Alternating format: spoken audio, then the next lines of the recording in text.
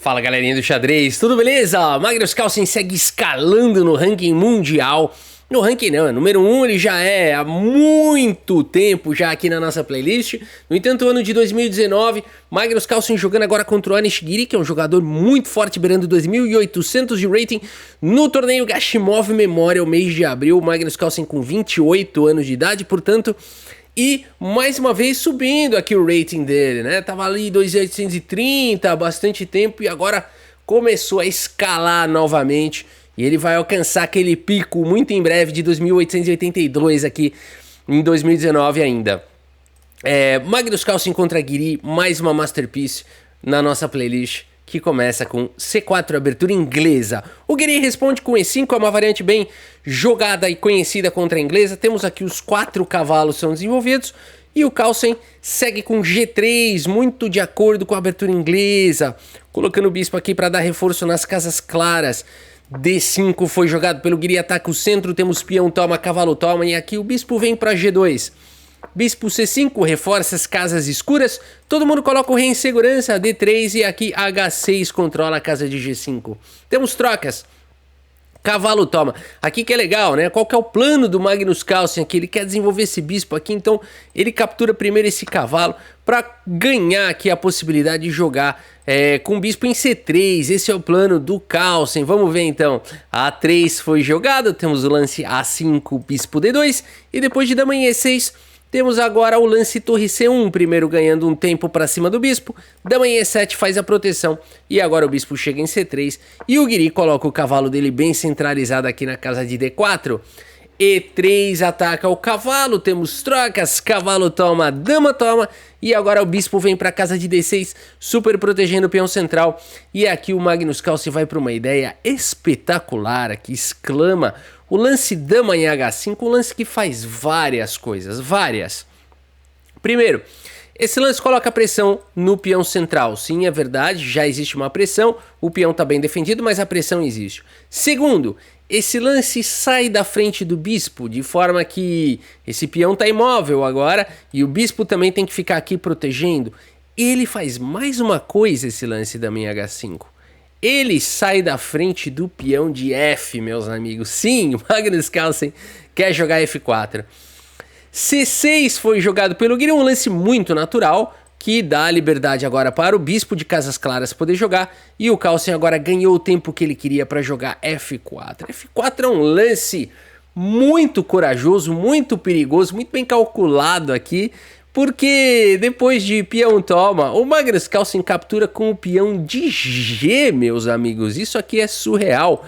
Caindo, deixando o peão com cheque. Isso é surreal. G por F4 foi jogado pelo Magnus Carlsen. Dama em E3, agora dama por peão com cheque. O rei vem para casa de H1. E a gente fica falando, e caramba, ainda cai mais um peão de brinde aqui. Na verdade, não. Quando o Magnus Carlsen jogou dama H5, ele já previu que se bispo por F4 agora, torre de C em E1, atacaria a dama, e a dama não tem como continuar defendendo o bispo, e ela também não pode sair atacando outra peça. Por isso, aqui na melhor das possibilidades, teria que capturar o peão, e o Magnus Carlsen teria, portanto, uma peça a mais aqui por 3 peões. No entanto, por conta da forte atividade do par de bispos combinado com muitas peças na ala do rei, a gente teria uma posição bastante vantajosa aqui para as brancas. Por isso, genial esse sacrifício em E3. O Giri, percebendo tudo isso, joga com torre em D8, já traz a proteção para o bispo. E agora o Magnus Carlsen segue com torre de C em E1, entregando mais um peão aqui que o Giri não ousa capturar. Perdão, Anish Giri segue com dama C5 aqui na partida. Por que ele não captura o peão em D3? Por conta de F5 com forte ataque, isso é bizarro. E depois de um lance como o bispo F8 trazendo um defensor, torre D1 atacaria a dama e atacaria também a torre. De forma que o Magnus Carlsen está castigando aqui a falta de desenvolvimento ainda do bispo, né? Que maneira, né, perfeita de castigar aqui uma falta de desenvolvimento. E a dama não conseguiria sair protegendo a torre, por isso a gente teria uma posição muito vantajosa já aqui para as brancas. Cara, quantos perigos na posição. O Guiri, percebendo tudo isso, não abre a coluna D, segue com dama C5 propondo trocas. E o Magnus Carlsen segue com F5 evitando as trocas. Temos o lance bispo em F8 e agora como continuar o ataque. Magnus Carlsen joga com o lance bispo E4, trazendo mais uma proteção aqui para o seu peão, mais uma proteção para o peão de F5 e preparando também mais um atacante na ala do rei. Torre D5 foi jogado pelo Guiri, um lance genial aqui do Guiri, um lance difícil de encontrar, porque esse lance aqui ele é bem tentador, né? A gente provavelmente queria capturar aqui essa torre. O Magnus Carlsen não faz isso, a gente vê que a barrinha cai bastante. Você fala, como é que pode eu ganhar uma qualidade e a barrinha cair bastante, né? Então, a ideia é que uma posição como essa poderia simplificar para um final onde as brancas têm uma qualidade a mais. No entanto, curiosamente, aqui, né, a pontuação dá por igualdade. Isso pode ser explicado porque as pretas vão conseguir uma boa atividade com o par de bispos e com um peão a mais, o que seria suficiente aqui para compensar pela qualidade a menos. É bem sofisticado isso, não é nada intuitivo, mostrando que o Guiri sabe da arte do empate, né? Então, sabe das coisas, né? Então aqui realmente muito interessante esse lance aqui do Guiri, torre D5. A gente fala a arte do empate, mas de fato você defender uma posição onde você está sendo atacado é uma arte muito difícil e o Guiri é muito bom, ele é muito consistente, né? A verdade é que é difícil ganhar dele. Magnus Carlsen não cai nessa tentação, segue com torre em F3, o melhor lance da posição, trazendo mais uma peça para o ataque. O Guiri segue com o lance B5, esboça um contra-jogo, o Carlsen continua ignorando essa torre completamente, segue com torre G1, mais um atacante aqui, e o Guiri espertamente faz o melhor lance, torre A7, os caras manjam tudo, trazendo potencialmente mais um defensor aqui na ala do rei, e agora a gente seria tentado a jogar um lance do tipo dama por H6, será que pode jogar esse lance? Se você quiser dar pause nessa posição e tentar pensar um pouquinho se vale a pena capturar esse peão ou não. E eu espero que você tenha encontrado a razão pela qual não se pode capturar esse peão. O Magnus Carlsen não captura aqui em H6, porque ele estaria levando, sim, meus amigos, isso, dama por torre, né? Esse lance aqui elimina a peça que está cravando aqui o peão. O peão quer capturar a dama, mas não pode, por causa da torre. Então o que você faz? Elimina a torre, né? E depois captura a dama, com uma posição bem vantajosa aqui para as negras. Por isso, muito cuidado, o xadrez não permite desaforo. Magnus Carlsen segue com um lance bonito, chique aqui na posição. Olha, se você encontrou esse lance aqui, se você está pensando nesse lance nessa posição, parabéns, é um excelente lance. Magnus Carlsen vai para uma outra ideia aqui, ele segue com o lance bispo F6, mantém esse peão bloqueado. O Guiri segue com o lance G6, ele não pode capturar o bispo, segue com o lance G6 e agora a dama está atacada. Magnus Carlsen tem uma possibilidade de ir para um sacrifício meio maluco aqui com torre por G6. Não é muito a cara do Carlsen fazer esses sacrifícios meio de compensação duvidosa e tudo mais, né? E o Carlsen acaba preferindo jogar com dama em H3. No entanto, computadores mostram que seria bem jogável esse sacrifício. O ataque é muito firme, né? No entanto, nada muito claro. Por exemplo, depois de bispo G7, teria que encontrar o único lance bom das brancas, que seria bispo C3. E isso torna essa linha bastante mentirosa e difícil de encontrar. E uma linha de máquina, muito provavelmente, né? Bispo C3 aqui, aí vai para umas linhas com B4, aí estaria vindo F6, né? Ameaçando aqui capturar, no entanto ainda não é mate. E por aí vai, uma linha bem de computador aqui teria nessa posição. Por isso o Magnus Carlsen não vai para essa linha esquisita, segue de uma maneira mais natural com dama em H3 e o jogo segue. Torre D6 foi jogado pelo Guiri, colocando pressão para cima do bispo, dama em H4 faz a proteção. E agora as pretas só tem um lance bom e isso mostra que o Guiri realmente é muito fera e ele joga esse lance. Torre por bispo, né? Rafa, não dá pra tentar outra coisa? B4 aqui, alguma outra coisa? Tá vindo peão toma com um ataque aqui impossível de ser parado, né? Muita peça atacando aqui na ala do rei, na verdade todas, né? Atacando, é impossível parar esse ataque. Por isso o Guiri nessa posição vai pra torre por bispo, o melhor lance, devolve, entrega material para poder tentar se defender, e de fato é uma linha que ainda coloca as pretas numa possibilidade de lutar pelo empate, bispo E7 tira a dama daí, dama por peão propõe trocas, dama toma, bispo toma, e o Guiri com isso amenizou o ataque de mate que ele estava levando. Sensacional a defesa do Guiri. E ele tem um desafio pela frente, ele tem que agonizar aqui a partida toda para lutar por um empate, o Guiri, porque ele tem uma qualidade a menos. E ele segue com rei G7.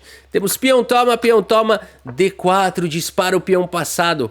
A4 paralisa tudo na ala da dama. Temos D5 disparando o peão B4. Tenta uma ruptura. Temos agora o lance bispo em E8 aqui pelo calça. Impressiona o peão. Bispo G5 faz o bloqueio. E agora H4 aqui. Que é isso? Esse ataque aqui do Magnus Carlsen. Que espetacular, né? E aqui a gente poderia pensar em algumas coisas. Se você tirar o bispo daí, tá caindo em G6, e por isso foi jogado H4 aqui pelo Magnus Carlsen. Muita gente poderia então pensar em jogar o lance torre E7 para atacar o bispo e amenizar a pressão em G6. No entanto, depois de bispo C6, bispo por H4, parece que as pretas teriam se livrado aí do ataque em G6. No entanto, o que o Magnus Carlsen provavelmente preparou para isso seria o lance D6.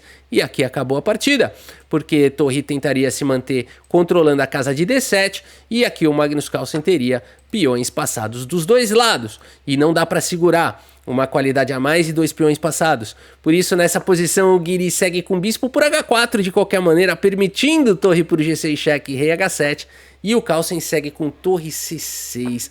É muito difícil jogar contra um jogador que encontra sempre os melhores lances, tem uma consistência absurda. Bispo G4 foi jogado, o Guiri vai para o contra-jogo, torre F4 ataca as duas peças, torre G7 faz a proteção. O Guiri faz esse lance, meus amigos. E logo em seguida, percebendo a posição, abandona aqui a partida.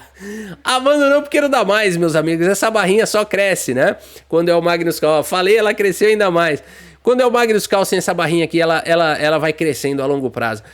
O ponto todo é que agora tá vindo A por B4. E as pretas estão totalmente amarradas na defesa. A torre defendendo o bispo, se esse bispo sai daqui, cai esse outro. Tem peão passado subindo dos dois lados. O máximo que as pretas poderiam tentar fazer aqui é sobreviver, tentar parar os peões aí com os bispos. Mas pouco a pouco Magnus Carlsen certamente iria conseguindo progredir. Forçaria uma troca de torres em algum momento e iria aqui para essa finalização. É impossível parar esse ataque aqui, né? É impossível já. Você vai jogar isso à força e se o bispo sair daí, você vai promover, né? Por exemplo, uma sequência como essa, né? A torre tá blindada, né? Portanto, não pode capturar a torre e, de qualquer maneira, a torre daria suporte para mais uma promoção e os pesadelos das pretas, além de tudo, continuariam, porque existe mais um peão passado guardado na manga, né? Então é muito lucro aqui, é muita abundância, né? Material e posicional, e por isso a Nishigiri abandona ali a partida. Vamos dar uma olhada aqui na precisão, no relatório aqui do chess.com dessa partida absurda do Carlsen contra o Guiri. E lembrando, galera, mês de dezembro, quer melhorar no xadrez? Confere aqui na descrição do vídeo, tem um link legal, uma oportunidade bacana para você. 18 cursos com o grande mestre André Diamante e, além de tudo, no mês de dezembro, adquirindo esse combo de 18 cursos em videoaulas pelo preço de um, você ainda ganha 3 meses de acesso ilimitado ao aplicativo XB Pro. É muito bom para você que quer melhorar. Aproveita.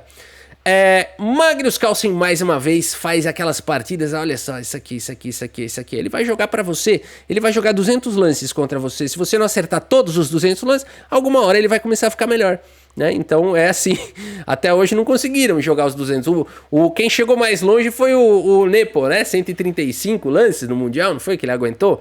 Depois abandonou. Agora é o seguinte, meus amigos, partida perfeita aqui do Carlsen, né? A gente tem a performance dele aqui, vamos ver a performance também segundo computadores. É fácil, ó. Você salva, recarrega, clica em revisar de novo, ele vai rapidinho e agora ele dá a precisão. Muito bem, quem tiver, né? Descobrimos aqui uma maneira de lidar aqui com a plataforma, que é muito boa por sinal, mas tem esse bugzinho. 2.650 aqui de precisão para o Magnus Carlsen, 2.350 para o Guiri. Olha aí, hein? Não sei não, tô achando o Stockfish tá meio rigoroso aqui nessa partida, hein? Ficou bem rigoroso aqui na precisão deles. Mas é isso, a gente segue com a nossa playlist Magnus Carlsen aqui no ano de 2019, numa ascensão meteórica aqui na nossa playlist, A Gênese de uma Lenda, durante o mês de dezembro. Episódios novos ao meio-dia e às 18 horas. É isso, espero que vocês tenham gostado da partida e do vídeo. Muito obrigado pela sua audiência, um grande abraço para todos vocês e até a próxima. Valeu!